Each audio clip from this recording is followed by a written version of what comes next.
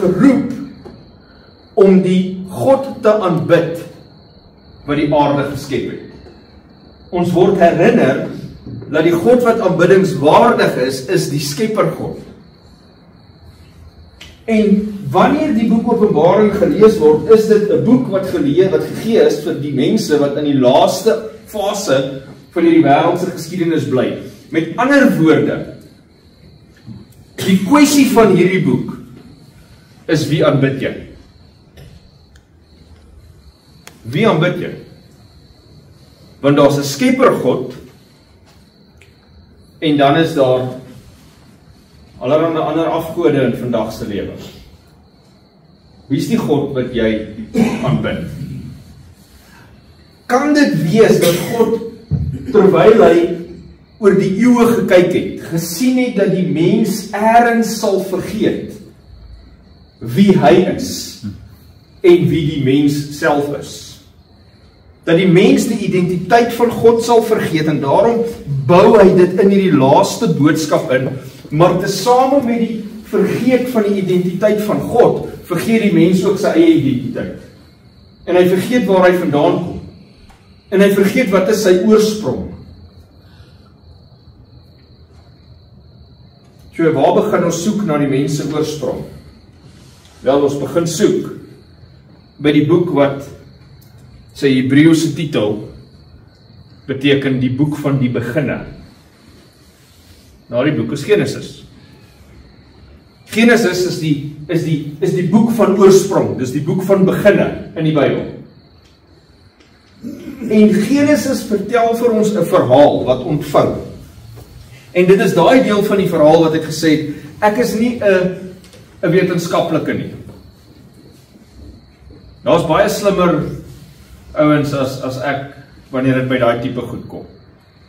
Maar ek het geloof in wat hierdie boek my leer, omdat die boek homself al as betroubaar beskou het. En wanneer iemand kom en teenstrydigheid leer met wat die Bybel my leer, al verstaan ek nie presies alles en weet ek nie alles nie, dan gaan ek aanvaar wat die Bybel my leer. Die lering vandag in die algemene wêreld is dat jy is hier, want jy is 'n ongeluk. Jy moes nie hier gewees het. Jy is 'n ongeluk, jy is beplan, daar's geen doel met jou hier nie, daar's geen dit met jou hier nie. Eers was daar 'n groot ontploffing gewees en dit was maar net toevallig dat jy hier ontstaan het. Die Bybel vertel 'n ander verhaal. Genesis sê, in die begin het God die hemel en die aarde geskape. Met ander woorde, daar is intelligente ontwerp agter die hemel en die aarde. Daar's 'n intelligente wese wat beplanning in dit ingesit het, wat dit ontwerp het en wat dit tevoorskyn laat kom het. En die wêreld begin, die wêreld soos ons dit ken. Nou selfs in die geloofslewe is daar baie vrae wat ek nie antwoorde op het nie. Ek weet nie hoe lyk dit buite hierdie wêreld van my nie. Miskien kan ek nou, as ek regtig moeite doen, bietjie gaan oplees oor ons sterrestelsel en so aan. En dan, jy weet, daai tipe goedjies wat ons nou ondersoek het as mens. Maar buiten dit weet ek nie wat gaan aan nie. Maar ek aanvaar dit en geloof dat God het die hemel en die aarde geskape. Presies hoe en wanneer is ek onseker oor.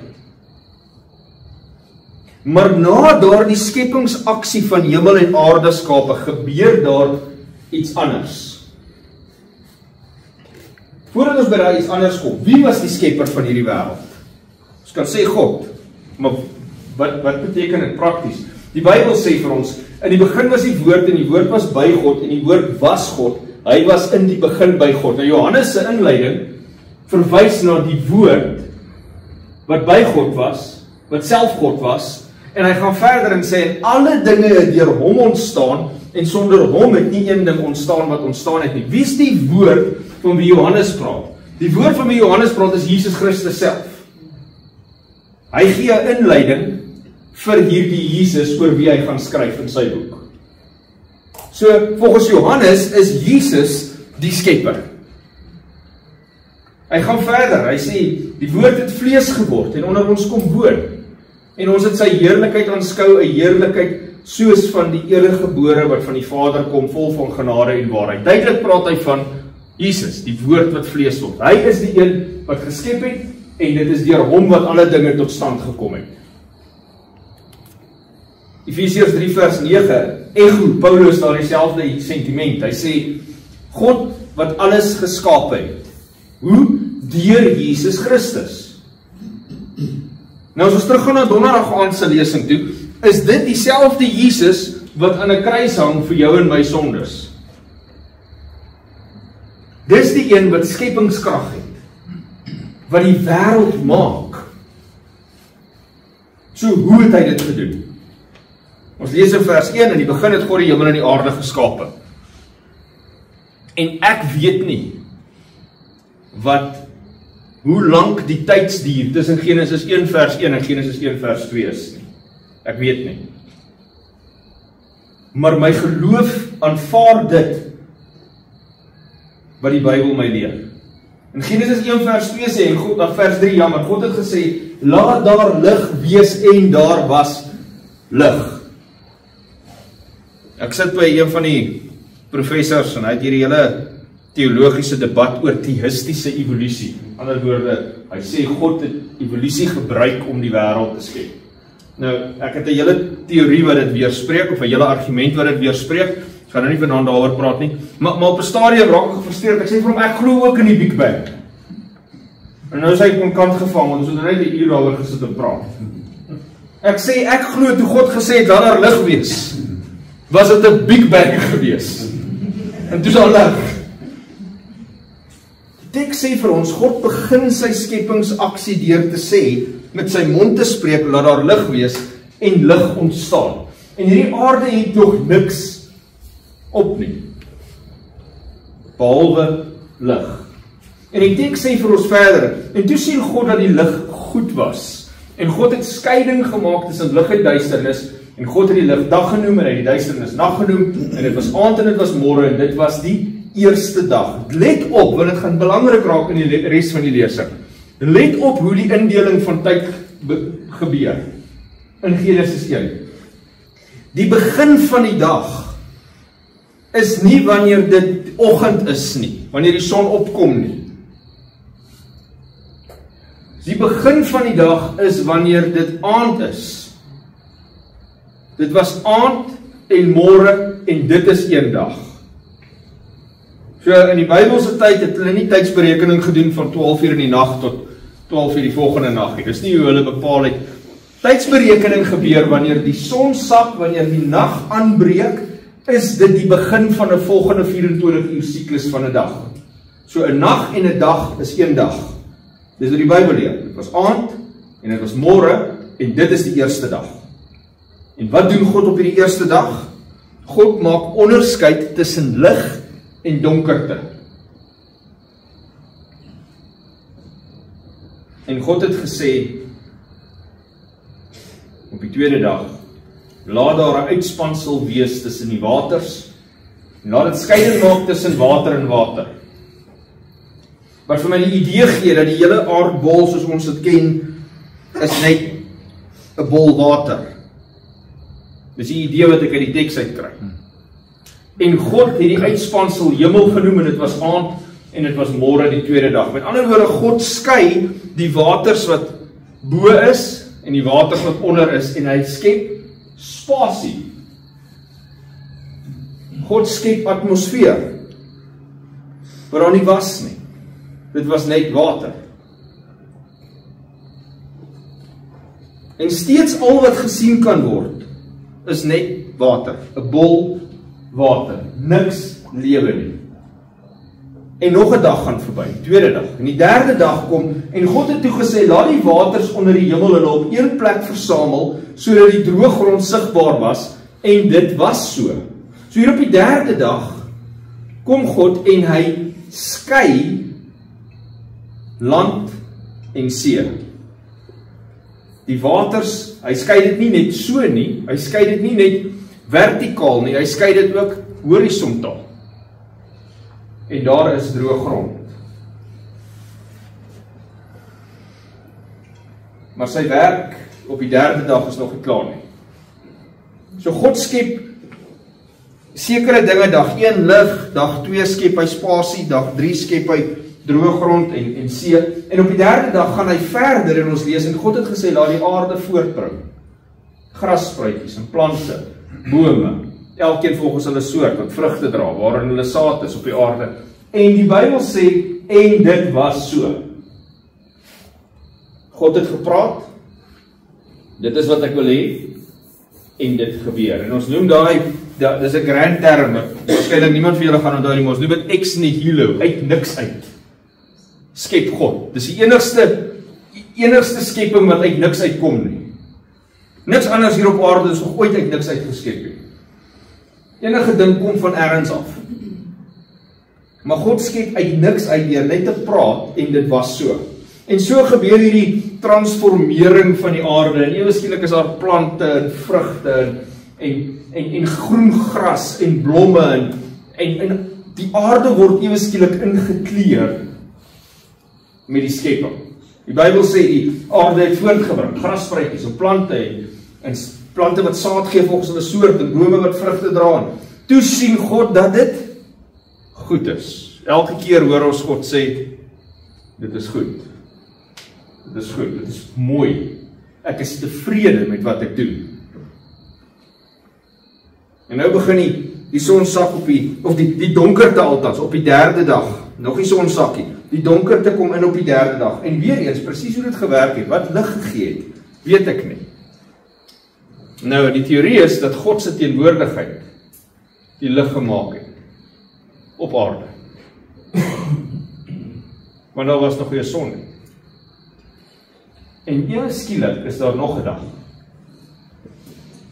Die 4de dag, en God het gesê, laat daar ligte wees aan die uitspansel van die hemel, om skeiding te maak tussen dag en nag, en laat hulle dien as tekens, sowel as vaste tye, as ook vir dae, sowel as jare, en laat hulle dien as ligte aan die uitspansel van die hemel, om lig te gee op die aarde. En dit was so, God het 2 groot ligte gemaak, die groot lig om te heers oor die dag, en die klein lig om te heers oor die nag, en ook die sterre. En dan sit ek by hierdie slim geleerde ouens, en dan sê ek my, glo jy hierdie storie? Glo jy hierdie storie, dat God die son en die maan en die sterre gemaak het? Ek sê, ek glo dit. Ek glo dit, want die transformerende krag wat God al in my lewe gewerk het, wat ek al beleef het, sê vir my dat die God van hierdie boek waar is. Die profeseë van hierdie boek getuig dat dit waar is. Ek hoef nie wetenskap te glo as die begin en einde van alle kennis nie.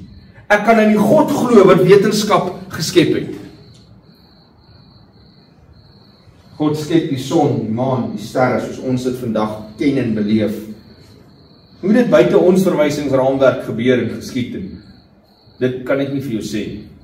Ek het al baie daaroor gewonder, of God dalk baie ander skepingsaksies gedoen het, lang voor hy hierdie aarde geskep het. Ek weet nie. Ek het nie al die antwoorde hierop nie.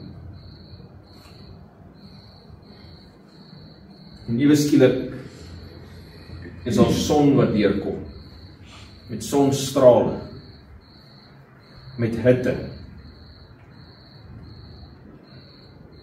En hy maak hierdie 2 ligte om te heers oor die dag en oor die nag, en om skeiding te maak, en toe sien God dat dit goed was. En dit was aand en dit was môre, die 4de dag tot sy einde gekom. Maar hierdie wêreld het nog nie enige klank gehoor, behalwe dalk die klank van water. Daar is nog geen klank op hierdie aarde. En God het nie die aarde geskape vir stilte nie. Ons lees dit wanneer dit in Jesaja sê, want so sê die Here wat die hemel geskape het, hy is God, wat die aarde geformeer het en dit gemaak het, hy het dit bevestig. Hy het dit nie geskape om woes te wees nie, hy het dit geformeer om bewoon te word. Ek is die Here en daar's geen ander nie. En so gaan God, en vir die eerste 4 dae van die skepping, skep God 'n tuiste. Hy skep ruimte. Hy skep 'n plek. Maar daar's nog niks wat in daardie plek bly nie. En dan kom God en hy begin 'n hele nuwe skepingsaksie.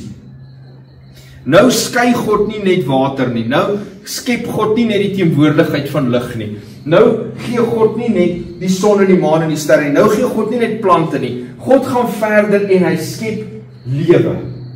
En ons lees, en God het gesê, laat die waters wemel met 'n gewemel van lewende wesens en laat die voëls oor die aarde vlieg. En God het die groot seediere geskape en al die lewende wesens wat beweeg waar die waters van wemel volgens hulle soort en die voëls volgens hulle soort. En toe sien God dat dit goed was. Ewe skielik begin God op die 5de dag hierdie aarde tuiste wat hy gemaak het, begin hy vul met lewe. Hy begin dinge hier opmaak wat hier kan bly. Hy skep visse, hy skep die natuur skoon van die see. Die voëls begin ewe skielik sing. Daar is klanke, daar's geluide, daar's diere wat beweeg, as voëls wat rondvlieg. Maar die realiteit is dat God het nie hierdie aarde vir voëls geskep nie. God het hierdie aarde gemaak vir iets anders. En op dag 6, die volgende dag, gaan die skepingsaksie verder. En God het gesê, laat die aarde lewende wesens voortbring volgens hulle soort, vee, kruipende diere, wilde diere. En dit was so. Ewe skielik begin hierdie skepingswerk van God uitgebrei word. Dit is, as ons kyk na die orde van skepping van lewe, God begin by die mees, in ons terme eenvoudigste, die plante, dan die visse en die voëls, dan die lewende diere. Ewe skielik is al wat 'n dier is, en ek dink dit diere wat ons nie eers 'n benul van het, wat kon bestaan het nie, vul hierdie aarde. En hulle beweeg op hierdie aarde. En daar's leeu's, en daar's skape en bokke, en daar's honde wat blaf, en daar's insekte, en daar's allerhande diere, makdiere, wilde diere, enige ding waarin jy kan dink. En God het die wilde diere van die aarde gemaak volgens hulle soort, en die vee volgens hulle soort, en die diere wat op die grond kruip volgens hulle soort, en toe sien God dat dit goed is. Alles wat God maak is goed. Maar God het ook nie hierdie aarde vir diere geskep nie.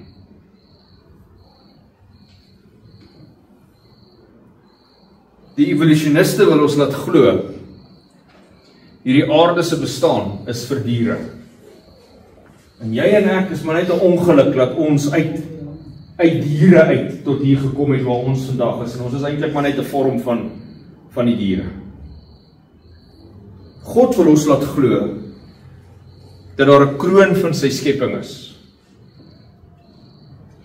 Want God het nie hierdie aarde vir diere gemaak nie. Die teks gaan verder. God het gesê, laat ons mense maak na ons beeld, nog steeds op die 6de dag. Na ons gelykenis. En laat hulle heers oor die visse van die see, en die voëls van die hemel, en die vee oor die hele aarde, en oor al die diere wat op die aarde kruip. En God het die mens geskape na sy beeld, na die beeld van God het hy hom geskape, man en vrou het hy hulle geskape. En dan in Genesis 2 lees ons die skepingsverhaal van hoe hy die mens geskape het. Die mens is die enigste deel van die skepping wat 'n tweede hoofstuk kry, om sy skepping te verduidelik. En ek weet dit nie in die teks nie, maar ek het baie klem gelê op God wat heeltyd sê, dit is goed, dit is goed, dit is goed.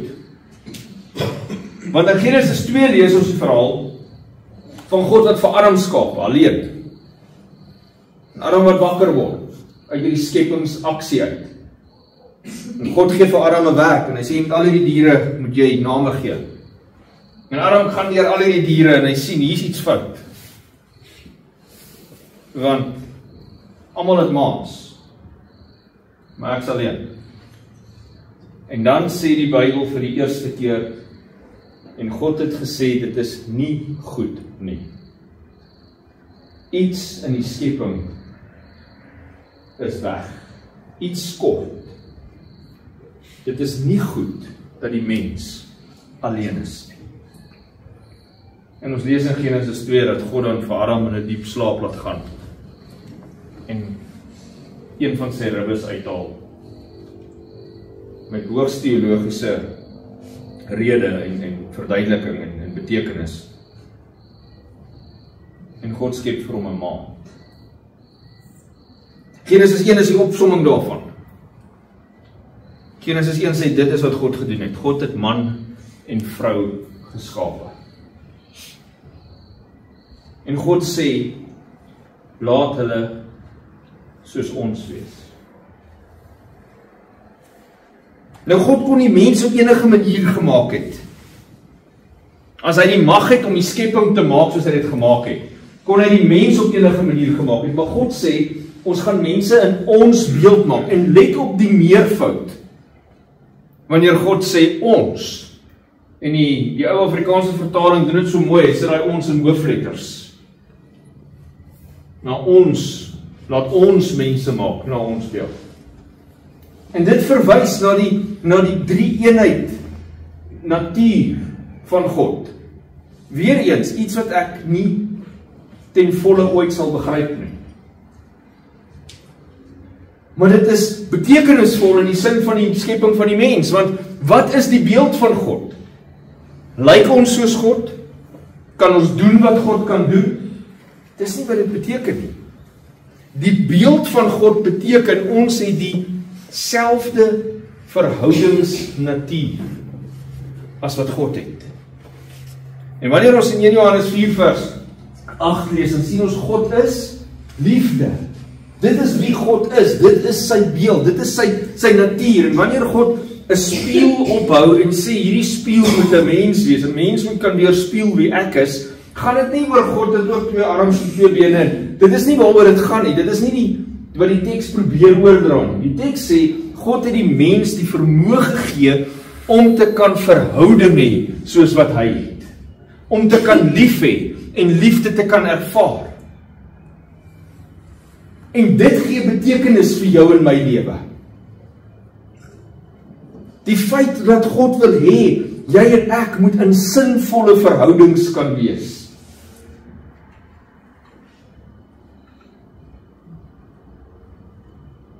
En so kom die menslike ras tevoorskyn. En die Bybel gaan verder, eeue, dekades later, gaan die Bybel verder, en dit spreek weer eens tot die inspirasie van die skrif, dat as ons Genesis 1 betwyfel, dan moet ons ernstige vrae vra rondom enige ander Bybelskrywer wat sê dis die manier hoe God geskep het. En wat is daar dan wat oorbly om te glo?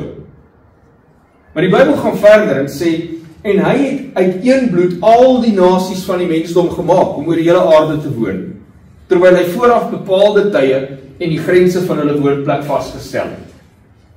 So glo dit of nie, of dit lekker aan ons sit of nie, ons almal kom van dieselfde Adam en Eva af. En presies hoe dit gebeur het, dat ons in hierdie verskillende rasgroepe ontstaan het, het ek my teorie, en dit het waarskynlik volgens my te doen met die toring van Babel, waar God nie net taal die mekaar laat raak het nie, maar ook, ek glo, nasies en ras geskep het.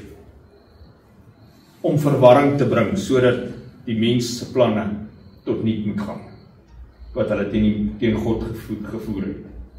Hoe dit ook al sê, ons kom van een bloed af.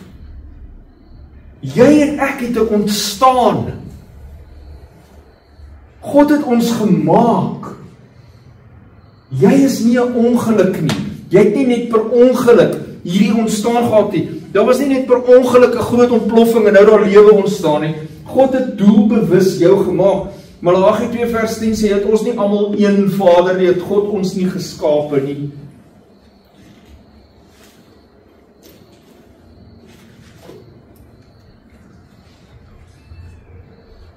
Die menslike ras begin nie met die bonatuurlike ontstaan van kieme of mikroorganismes of ontploffings nie.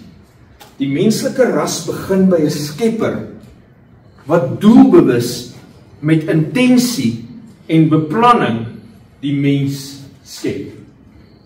En sê ek wil wesens hê wat in verhouding kan wees soos wat ek is. Ek wil in verhouding met hulle wees. Die Bybel beskryf hoe God na die mens kyk. Psalmskrywer sê, wat is die mens dat U aan hom dink?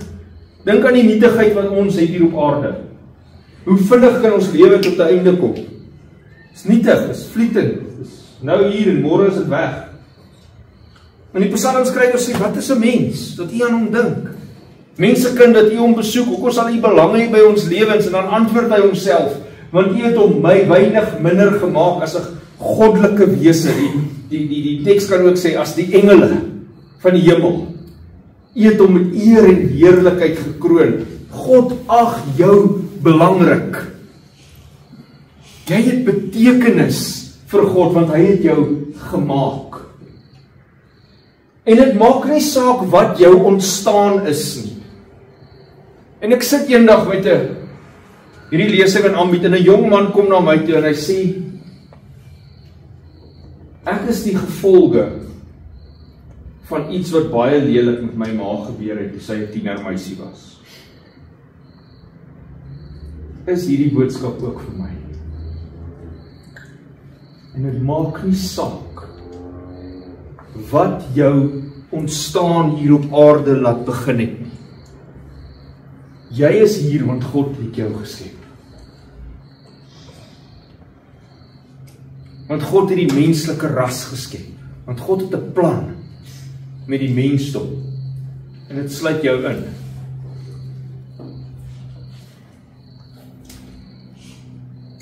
En God wil hê sy liefde moet gedeel word. En daarom sê God, wees vrugbaar en vermeerder en vul die aarde.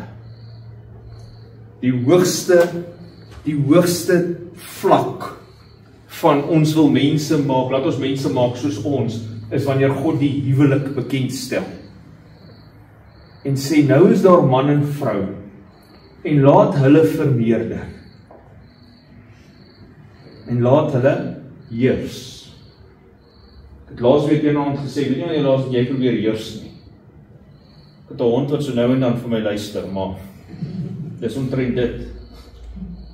Ja, die daas my dag kom sit en skree, steur hulle nie aan my. Ek heers nie oor hulle. Want sonde het my heerskappy kom wegvat. Maar dit het nie weggevat dat ek nog steeds in die beeld van God geskape is nie. Daardie beeld mag geskenk wees.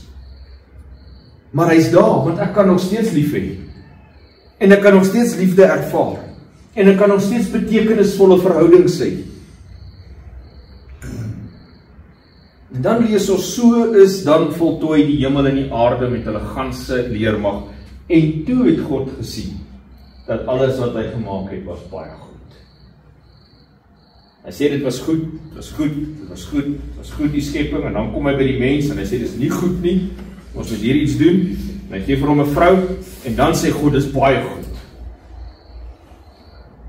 God skep hierdie wêreld perfek. Ons het laasweek gekyk na hoe sonde, hoe Satan hierdie hele ding kom te mekaar krap het. Maar God se intensie was nie die chaos waar hierdie wêreld vandag is nie.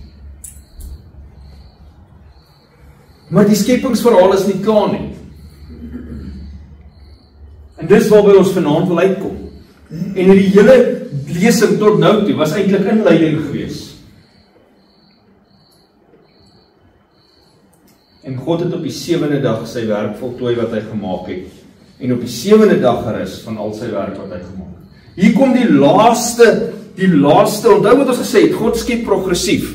Begin met die plante, dan die voëls en die visse, dan die diere, dan die man, dan die vrou. Mans hou nie van hierdie idee nie, maar dit is so. Dan die vrou, God skep progressief in eer, en uiteindelik doen God die laaste kersie van sy skepping. En God het op die 7de dag sy werk voltooi, en op die 7de dag gerus. Wat beteken dit God rus? Het lyk nie of hy verskriklik hard gewerk het. Hy het net gesê, laat maar lig wees. En laat die waters skei. En hoekom het God rus nodig? En die idee wat ek kry is nie dat God rus omdat hy moeg is nie. Dis eerder 'n rus van tevredenheid. 'n Rus, daai terugsit. Ek weet nie of jy enige kunstenaars is nie. As jy terugsit en na jou kunswerk kyk Jy dink by jouself, ja, dis mooi. Ek het dit gedoen. En ek dink dis daai tipe rus wat God beleef. Wanneer dit sê God is rus, maar God rus nie net nie, hy doen ook iets anders. Die teks gaan verder en sê, en God het die 7de dag geseën en dit geheilig, omdat hy daarop gerus het, deur gerus het van al sy werk wat God geskaap het deur dit te maak. In ander woorde, God rus nie net op hierdie dag nie, God sê ek gaan iets maak van hierdie dag ook. En hy seën dit en heilig dit. Nou, die Bybel gebruik baie keer termes wat ons oor dit lees. En ons verstaan nie wat die teks eintlik sê nie, wat die woord beteken.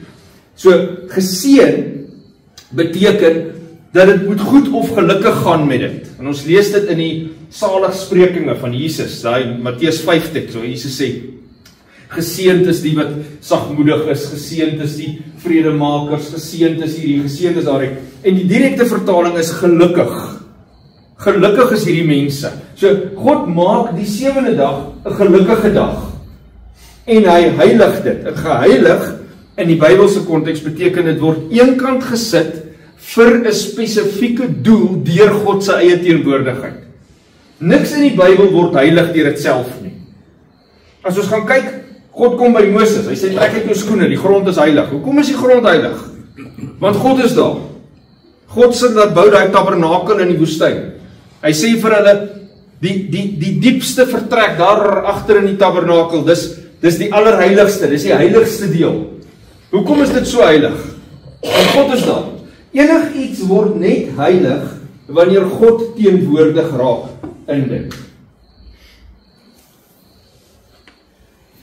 Hy maak hierdie dag 'n dag van geluk, maar hy maak dit ook 'n dag afgesonder deur sy eie teenwoordigheid. En wat is die doel van daardie dag? Wat is die doel waarvoor die dag afgesonder is? Wel, die Bybel gee vir ons 'n paar redes. Eerstens is dit omdat die mens rus nodig het. Die mens moet rus. En in ons samelewing waarin ons vandag is daar nie rus nie. Ons is elke dag besig sonder om tot rus te kom. Maar daar is 'n groter doel van hierdie skepingsdag. En die doel spreek tot die skepping van die mens, en God sê, laat ons mense maak in ons beeld. Ons beeld is verhouding. En God gee, onmiddellik na die skepping van die mens, gee God vir hom 'n verhoudingsgeleentheid. En God sê, hier is 'n dag vir verhouding. 'n Dag vir verhouding met my, as julle God, en 'n dag vir verhouding met mekaar. En sonde kom breek hierdie verhouding. En duisende jare gaan verby waar hierdie wêreld in hierdie gebroke verhouding is. En ons lees die verhaal van Noag se ark, en ons lees die verhaal van Abraham, Isak en Jakob. Jakob se 12 kinders wat opeindig in Egipte en daar 400 jaar bly. En dan uiteindelik kom God en hy bevry die Israeliete, die 12 stamme van Jakob, van Israel, en hy bevry hulle uit Egipte uit. En hulle het vergeet van hulle wortels. Hulle het hierdie hele verhaal vergeet. En God vat hierdie mense, miljoene Israeliete, vat hy in 'n woestyn in, en hy sê, ek wil julle terugbring na julle wortels toe. En hoe sorg hy vir hulle? Die Bybel leer ons dat God het in die woestyn begin kos gee. 'n tipe brood wat manna genoem word. En God gee vir hierdie volk kos wat uit die hemel uitval. Ongelooflik, vir 40 jaar lank. Ek kan myself dit nie indink hoe dit moes wees. Maar daar's baie spesifieke voorskrifte van hoe hierdie volk moet omgaan met hierdie kos. Dit sê 6 dae lank moet julle dit insamel, maar op die 7de dag is dit Sabbat, dan sal dit nie daar wees nie. Aan die ander God sê, julle moet 6 dae lank insamel, een dag gaan kom en dan gaan daar nie kos wees nie. En op die 6de dag is die enigste dag waar daar 'n dubbele porsie van hierdie kos val. En hulle meer moet insamel. Maar sommige mense het God se instruksies geïgnoreer en dan op die 7de dag uitgegaan en gaan kos soek. Seker daai eerste week wat dit gebeur. En hulle kry nie. Want God het gesê daar gaan nie wees nie. En ons lees en die Here sê toe vir Moses, hoe lank weier julle om my gebooie en my wette te onderhou? Nou stop net gou hier vir 'n oomblik. Eksodus 16. God het nog geen wette hier gegee nie. Teen Eksodus 16 bestaan daar nog nie 10 gebooie nie. Daar is nog geen ander wette deur God gegee nie. Ons het nog net die storie gelees van die uittog uit Egipte uit. So wat se gebooie praat God van? Jy sien die skepingsbeginsel, die Sabbatsbeginsel kom uit die skepingsverhaal al uit. Dit duik nie die eerste keer op wanneer die Israeliete nie mag gaan manna optel nie.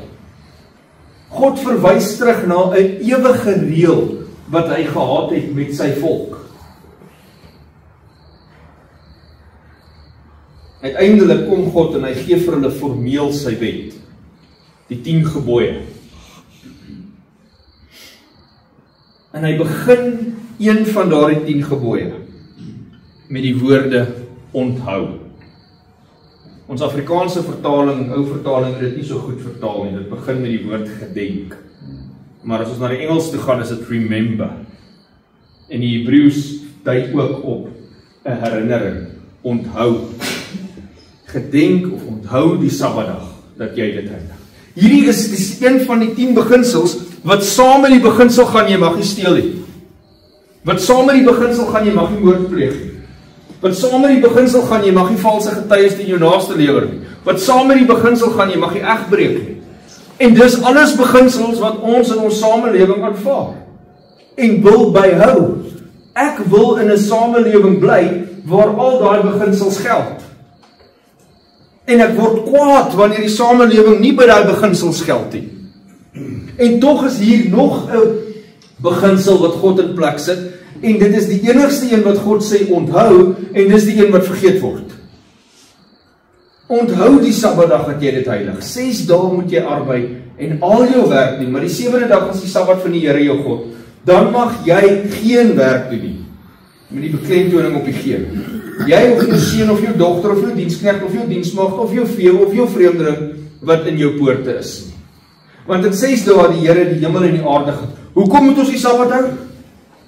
Want ons dien 'n Skepper God.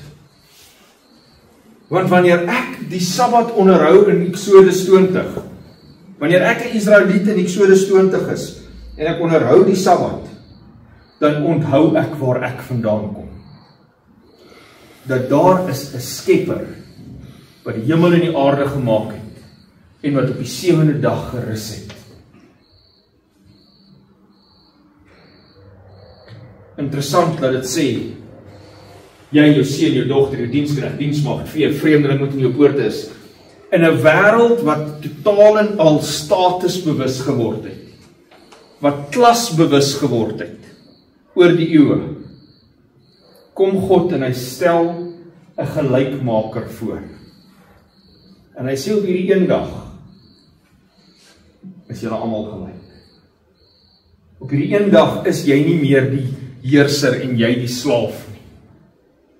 Op hierdie een dag is die groot gelykmaker, die Sabbat. God vra die mens om 'n gedenkteken te onthou. Die gedenkteken van sy verhouding met ons. En daai gedenkteken is vol beloftes. Want in Jesaja sê God, as jy jou voet terughou van die Sabbat, om nie jou sake op my heilige dag te doen nie, as jy die Sabbat 'n verlustiging noem en die heilige dag van die Here hoog hou, as jy dit eer deur nie jou gewone gang te gaan en nie geleentheid vir jou sake soek of ydelle taal spreek, as jy die Sabbat hou soos wat die idee daarvan is, dit 'n verhoudingsdag maak, dan sal jy jou verlustig in die Here. Ek sal jou laat ry oor die hoogtes van die aarde en jou laat geniet die erfdeel van jou vader Jakob, van die mond van die Here het dit self gespreek. Die wêreld is in chaos. Hoekom? Miskien omdat ons nie meer onthou nie. onthou wat God wil hê ons moet doen, sodat ons bevoordeel kan word. Onthou wie hy is, onthou wie ons is. Die profeet Jesaja beklemtoon iets wat nie vergete moet word nie. En dit is dat die Sabbat nie geskep is vir die Jode of die Israeliete nie. Jesaja sê, as die uitlander wat hulle by die Here aangesluit het, om hom te dien, om die naam van die Here lief te hê, deur sy knegt te wees, elke een wat die Sabbat hou, sodat hy dit nie ontheilig nie, en hulle vashou aan my verbond. Die Sabbat is oopgemaak, selfs vir die uitlanders. Vir die wat nie deel is van God se verbondsvolk nie, word deel van God se verbond, wanneer hulle by God skaap. En die Sabbat is ook vir hulle. Nêrens in die Bybel word die Sabbat van die Jode of die Sabbat van die Israeliete genoem nie. Dit word wel genoem, die Sabbat is gemaak vir die mens en nie die mens vir die Sabbat nie. So die Sabbat is die mens se, maar Eksodus sê ook, die 7de dag is die Sabbat van die Here jou God. So die Sabbat is die mens se en die Sabbat is God se. Hierdie dag, hierdie verbondsdag, hierdie tekendag word vir die mens gegee en dit is God se. En dit is vir my 'n getuienis dat die Sabbat as te ware die twee arms is, waar die mens en God kan deel in iets.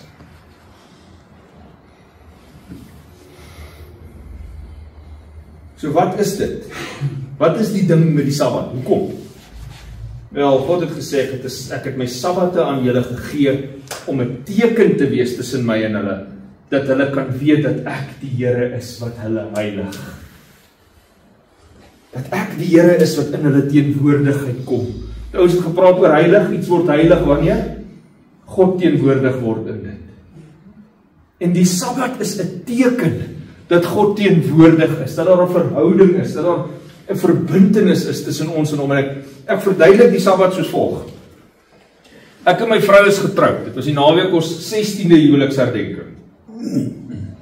Ons het die dag toe ons trou 'n papiertjie gekry. Daar staan huweliksertifikaat of huweliksbevestigingssertifikaat of so iets daarop. Is daai papiertjie my huwelik? Nee. Ek weet nie wat my vrou daarvan sal dink as ek daai papiertjie vat en ek sê ek en hierdie papiertjie gaan uit vanaand. Of hierdie papiertjie, jy moet anders slaapplek, so hierdie papiertjie gaan vanaand hier langs my in die bed slaap. Nee.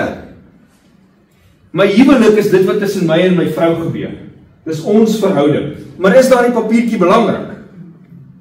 Ja, sonder dit is ons nie getroud nie. Is daar baie dinge wat ons in hierdie wêreld nie kan of mag of moet doen nie. En ons kan nie huis koop saam nie, ons kan sekere ooreenkomste nie saam teken nie. Dit is, daai papiertjie is baie belangrik, maar dis nie my huwelik nie. Daai papiertjie is die teken dat ek wel in 'n huwelik is. En so is die Sabbat nie ons verhouding met die Here nie. Ons verhouding met die Here is wat op 'n daaglikse basis tussen ons en God gebeur. Die Sabbat is nie my verhouding met God nie. En as jy dink dit is, dan het jy die punt gemis van 'n verhouding met God hê. Maar die Sabbat is wel belangrik, want dit is die teken van daardie verhouding met God. Dit is die teken wat God wil hê ons moet hê, om te weet dat hy die Here is wat ons heilig.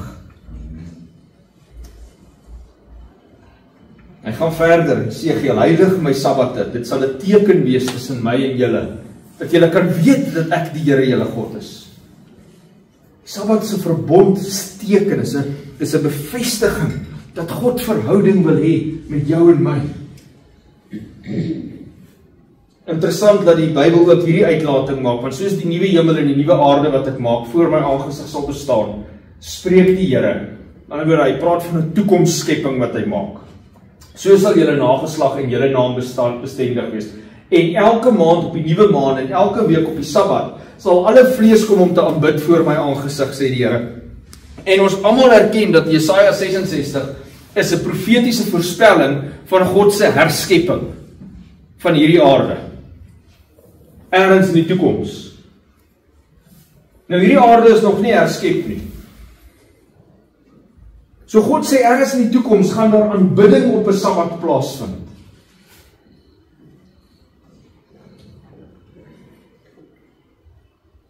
Nou as ons enige vrae het oor waar staan Jesus met die Sabbat, kan die evangelies dit vir ons vinnig beantwoord. Ons begin na die einde van die lesing toe gaan. Wat het Jesus gedoen op 'n Sabbat? Nou Jesus is bekend daarvoor dat hy die tradisies en die beginsels en die kulturele verwagtinge van sy tyd nie veel waarde aan heg nie. As iets teen dit gaan wat sy roeping op aarde is, dan gaan hy die kulturele verwagtinge steek openbloot. So indien Jesus van doel was om te wys dat die Sabbat nie meer belangrik is nie, sou hy dit nie as belangrik geag het nie. En hy sou dit openbloot gedoen het. Maar dis wat hy doen. Wanneer hulle kom en hulle wil nie, die disippels was nie hulle hande voordat hulle eet nie, dan kom beklei die fariseërs. Jesus sê dis oké. Los dat hulle nie hulle hande was nie. Hy is nie bang om die kulturele reëls van sy tyd teë te gaan nie. Maar hoor wat gebeur met die Sabbat. En toe kom hy in Nasaret waar hy opgevoed was, en soos hy gewoond was, gaan hy op die Sabbatdag in die sinagoge en staan op om te lees. Jesus gaan op 'n Sabbat in 'n sinagoge in, 'n kerk in, en hy gaan preek. Soos dit sy gewoonte was, soos wat hy elke week gedoen het. Ek is seker as daar ergens 'n verandering in hierdie beginsel van God se wet plaasgevind het tussen Moses en Jesus, sou Jesus dit reggestel het. As die Sabbatdag verlore gegaan het of nie meer nodig was nie, sou Jesus dit teëgegaan het, soos wat hy baie ander mensgemaakte rituele teëgegaan het.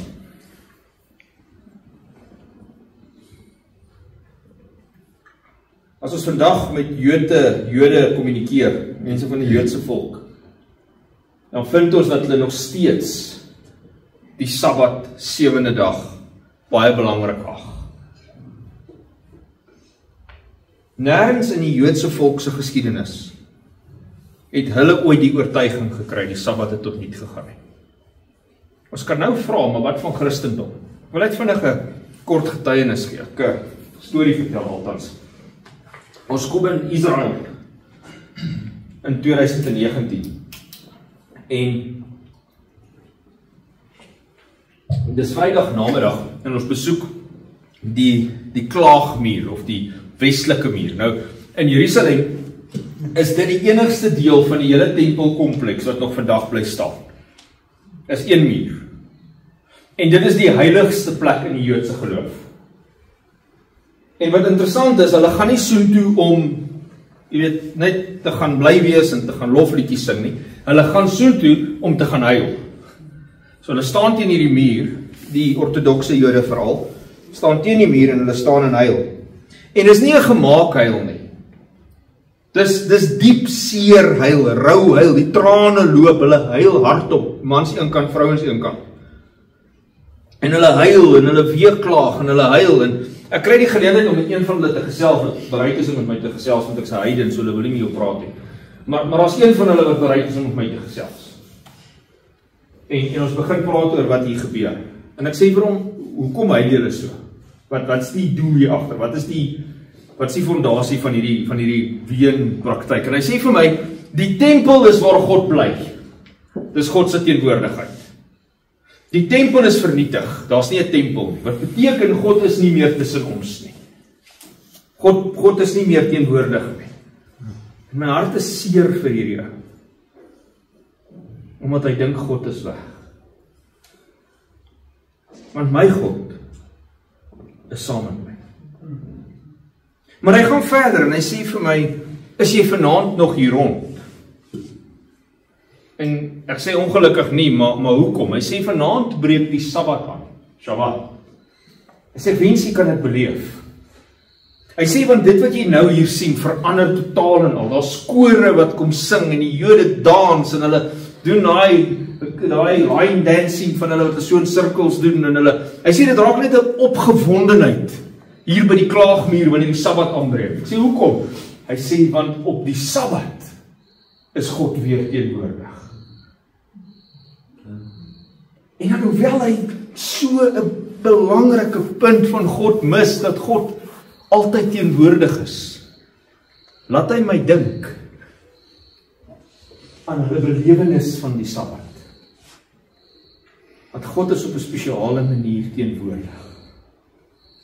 Die Jode in Jesus se tyd, die Jode tot vandag toe, maar veral in Jesus se tyd, het nooit die identiteit van die rusdag bevraagteken in hulle interaksies met Jesus nie. Jesus en die Jode was dit eens, die Sabbat is die Sabbat. Wat hulle bevraagteken het is, wat is geoorloof om op hierdie Sabbat te doen? Hoe moet die Sabbat lyk? En die Fariseërs en die ortodokse Jode en die priesters, hulle kom en hulle maak van hierdie Sabbat in Jesus se tyd 'n dag van reëls en wette en regulasies en moets en moenies, en hulle vergeet die oorsprong van hoekom God die Sabbat gemaak het, en dit is vir verhouding. En dan kom die vraag, is dit geoorloof om op die Sabbat goed te doen? Vra Jesus hulle. Want daar's 'n man wat 'n probleem het. 'n man wat genesing nodig het.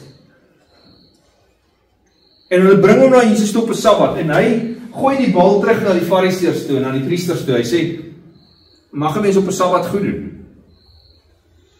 Hy vra hulle eintlik 'n strikvraag. En die Bybel sê hy daai man op die Sabbat gesond gemaak en na sy behoeftes omgesien. Jesus bevraagteken nie die feit dat die Sabbat relevant is nie. Hy bevraagteken hulle praktyke van die Sabbat.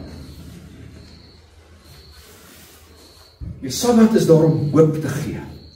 Soos Jesus vir mense, hy die meeste van sy genesingswonderwerke gebeur op 'n Sabbat. Om hoop te gee, om hierdie dag se werklike waarde uit te lig, om die beeld van God te herstel. Jesus sterf op 'n Vrydag. En iets diep hartseer, maar wat so mooi uiteindelik uitdraai, gebeur met die sterwe van Christus. Dit was die dag van die voorbereiding, sê Lukas 23, en die Sabbat wou aanbreek. En die vroue wat saam met hom van Galilea gekom het, het ook gevolg en die graf gesien hoe sy liggaam neergelê was. Die dag van die voorbereiding, dis die dag van die kruisiging, die Sabbat wil begin aanbreek, daar's vrouens wat hom wil kom salf, hulle sien waar hy neergelê word, want hulle besluit hulle gaan dit na die Sabbat doen. Maar wat se dag was die Sabbat? Nou kom die nuwe vertaling. En hoe beskrywend is die nuwe vertaling? Dit sê nie dit was die dag van voorbereiding en die Sabbat wou aanbreek. Dit sê dit was Vrydag en die Sabbat het al begin aanbreek. Die nuwe vertaling bevestig die dag wat voor die Sabbat kom. Ons lees verder, hulle het teruggegaan en speserye en salf berei en op die Sabbat gerus volgens die gebod. Jesus se volgelinge, Jesus se disippels, hierdie vrouens is sy volgelinge, hulle rus op die Sabbat. En baie vroeg in die môre, op die eerste dag van die week, het hulle en die ander saam met hulle by die graf gekom en die speserye gebring. En weer vertel die nuwe vertaling vir ons dit bietjie meer eksplisiet. Dit sê, en die Sondagmôre baie vroeg, het die vroue na die graf toe gegaan met die reukolie wat hulle reggemaak het. In ander woorde, die Bybel sê, daar's 'n dag van voorbereiding, dan vertaal die vertalers dit as die Vrydag, daar's 'n Sabbat, en daar's 'n eerste dag van die week, dit is die Sondag. So wanneer is die Bybel se Sabbat? Dis op 'n Saterdag. Dit is wat die Bybel self sê van homself. Daar's nog geen twyfel gewees oor watter dag die Sabbat is. Die twyfel in Christendom is, moet ons die Sabbat onderhou? Dis waar die vraag in kom. En môre aand gaan ons daai studie begin kyk na. Wat doen ons met Sondag? Waar kom Sondag onderhouding vandaan en hoekom is dit so? Môre aand gaan ons daarna kyk. Jesus sê self, bid dat julle vlug nie in die winter of op die Sabbat mag plaasvind. Nou die konteks van Matteus 24 is toekoms. Jesus gee 'n profesie.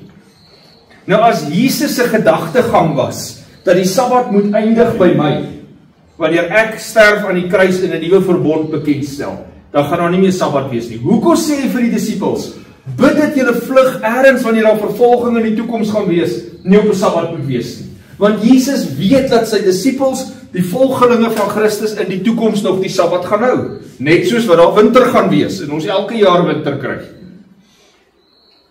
En Matteus 24 is hierdie mengsel van profesie wat handel oor die verwoesting van Jerusalem in 70 na Christus, en ook eindtyd profesie. Dis so mengsel daarvan. Dit praat van die wederkoms van Christus, en dan praat dit van Jerusalem wat vernietig word, en ons moet mooi onderskei, maar hoe dit ook al mag sy, of Jesus hier praat van 70 na Christus, en of hy praat van die tyd voor die wederkoms wanneer daar 'n vervolging mag wees, maak nie saak nie. Jesus sê in die toekoms gaan sy volgelinge nog Sabbat hou.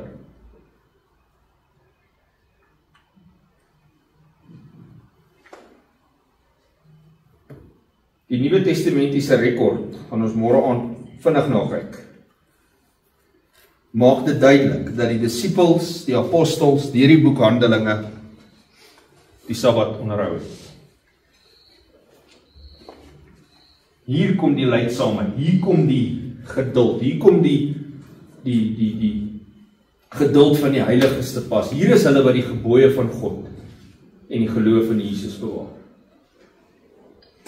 Johannes 14 vers 15 sê Jesus, as julle my liefhet, bewaar my gebooie. Gehoorsaamheid aan God, maak nie saak wat se gebod dit is nie. Kom nie uit 'n plek van dwang nie.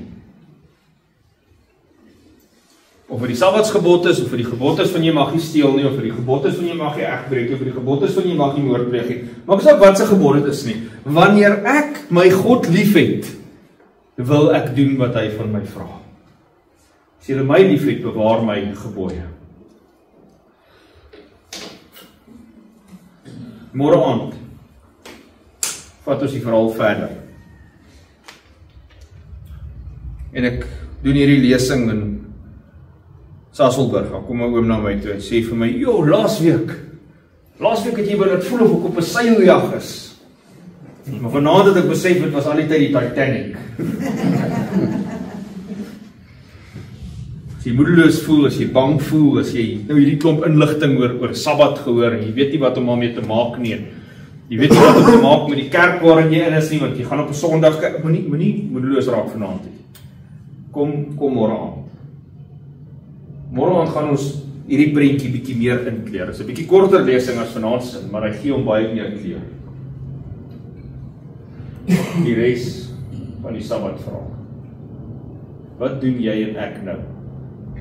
Hierdie spesiale verbondsdag, hierdie gedenkstekendag wat God vir jou wil gee.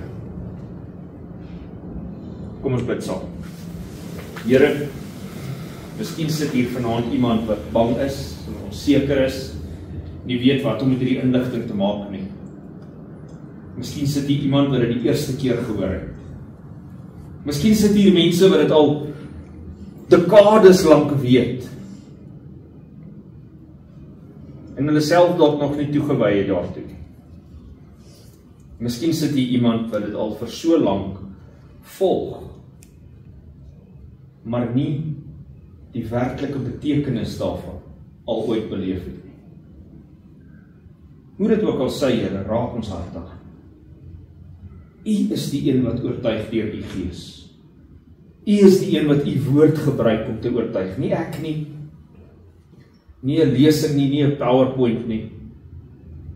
U is die een wat die harte van mense kan verander en aanraak. En my gebed vanaand, Here, is dit, as hier iemand is wat angstig voel oor hierdie lesing, maak hulle kalm. Gee vir hulle die sekerheid dat u hulle vrae sal beantwoord. Bring ons asseblief môre aand weer veilig hier by mekaar. Dankie vir die kos wat ons kan nuttig nou. Dis my gebed in Jesus se naam. Amen.